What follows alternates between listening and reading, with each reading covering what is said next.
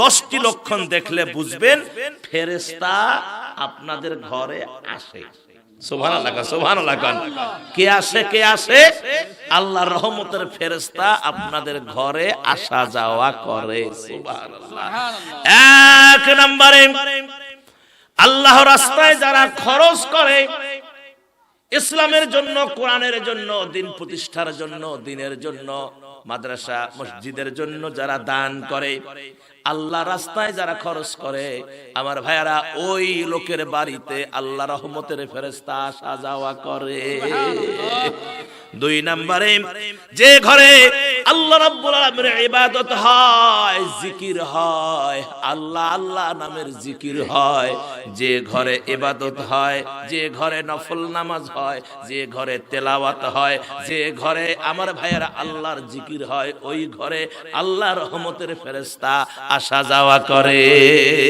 3 নম্বরে যে ঘরটা পবিত্র থাকে, যে ঘর কি থাকে?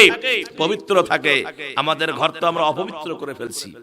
এই যে এর ছবি, ওর ছবি, কুত্তার ছবি, শিয়ালের ছবি, তারপরে বাঘের ছবি, তারপরে ঘোড়ার ছবি, তারপরে আপনার ভাইরা নিজের মায়ের ছবি, বাপের ছবি। শোনেন ভালো করে, নিজের মা বাবাকে সবাই ভালোবাসে, ঠিক কিনা? এজন্য তাদের ছবি লটকায়া রাখবেন, এটা শরীয়তের কোনো পৃষ্ঠায় নাই।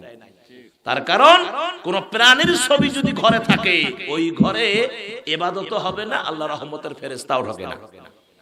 এই জন্য বাপের ছবি আছে, ট্রাঙ্কে সুকেসে রেখে দেন, যখন দেখতে মন চাবে বাহির করে দেখে কাঁদবেন। ও দেখাচ্ছে আপনি যদি ওই আপনার ছবি রাখছেন ঘরে, ঘরে রাখে, আপনি কোনোদিনও বাপের কবরের পাশে গেলেন না, এই ছবি আছে, ছবি দেখি থাকেন। নিয়ম কি?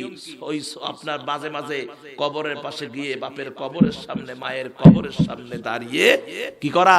তাদের জন্য দোয়া করা, চোখের পানি ফেলে কান্দা, এটাই হলো উত্তম। কিন্তু সেটা না, সেটা না হয়ে আমার ভাইয়ারা আমরা উল্টাটা করি। বিধায় কোন ছবি ঘরের ভিতরে রাখা যাবে না। যদি রাখেন আল্লাহ রহমতের ফেরেশতা আসবে না। এজন্য বলা হয়েছে যে ঘর পবিত্র, ওই ঘরে আল্লাহর রহমতের ফেরেশতা আসা যাওয়া করে। আমার মায়েরা শোনেন, আমার ভাইয়েরা, 4 নম্বরে শিরক ও হারাম কাজ, যে ঘর শিরিক এবং হারাম কাজ, যে ঘর মুক্ত শিরিক হারাম থেকে, যে ঘরটা মুক্ত, যেখানে কোনো শিরিক কাজ হয় না, হারাম কোনো কাজ হয় না, আমার ভাইয়েরা সেই ঘরে আল্লাহ রহমতের ফেরেশতা আসা যাওয়া করে। 5 নম্বরে যে ঘরে বদদোয়া ও খারাপ কাজ হয় না, যে ঘরে বদদোয়া দেয়, অনেক সময় দেখবেন স্বামী স্ত্রীর মধ্যে এরকম দোয়ায় চলে, কি সদগিয়া মরে না কে, ছেলেদের জন্য বদদোয়া দেয় যে আল্লাহ কি তোর চোখে দেখে না? হ্যাঁ, কত মানুষ মরে, তুই কি মরিস না? তোর কি মরণ কপালত নাই? কথা কয় না, কাছে না নাই? এরকম বদদোয়া দেয়, সন্তানকে বদদোয়া দেয়, বাবা তার মানে স্ত্রী স্বামীর বদদোয়া দেয়, স্বামী স্ত্রীর বদদোয়া দেয়। আমার ভাইয়েরা, এগুলো করা যাবে না। যে তোর খারাপ হোক, তোর অন্যায় হোক, তোর এটা হবে ওটা হবে, এগুলো বলা যাবে না, তার রহমতের ফেরেশতা আসবে না। যারা এগুলো কথা থেকে মুক্ত, সেই ঘরে আল্লাহর রহমতের ফেরেশতা আসে। 6 নম্বরে যে ঘরে কোরআন তেলাওয়াত করা হয়, সুবহানাল্লাহ কোন, আরো জোরে কোন, যে ঘরে কোরআন তেলাওয়াত করা হয়, সেই ঘরে আল্লাহ রহমতের ফেরেশতা আসে। 7 নম্বরে যে ঘরে সালামের প্রচলন আছে, জোরে কোন সুবহানাল্লাহ। স্বামী স্ত্রীকে সালাম দিবে, স্ত্রী স্বামীকে সালাম দিবে, ছেলে মেয়েদের সালাম দিবে, ছেলে মেয়েরা সালাম দিবে।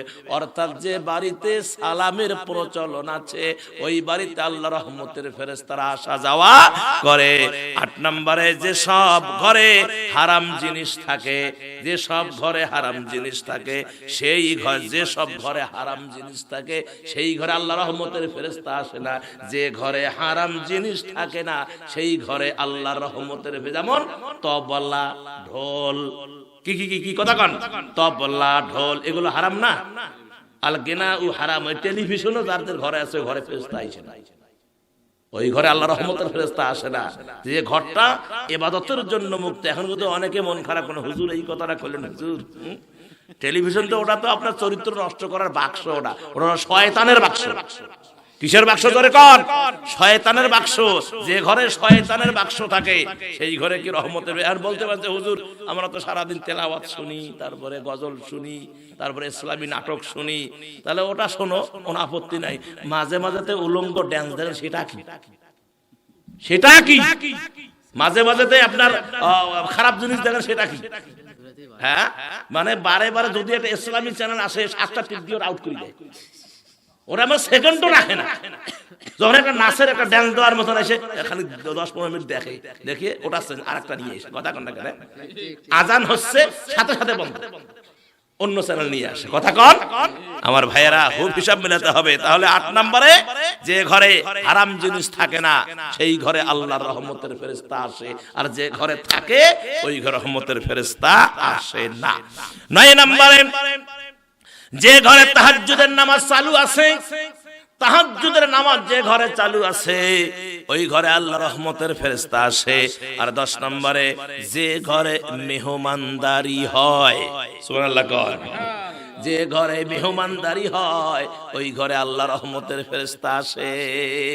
এই 10টা যে বিষয় বললাম আমার ভাইয়েরা একটু নজর রাখবেন। আমরা ঘর এমন করব যেন আল্লাহ রহমতের ফেরেশতা এসে এখানে জায়গা করে নেয়। আমার প্রিয় ভাইয়েরা,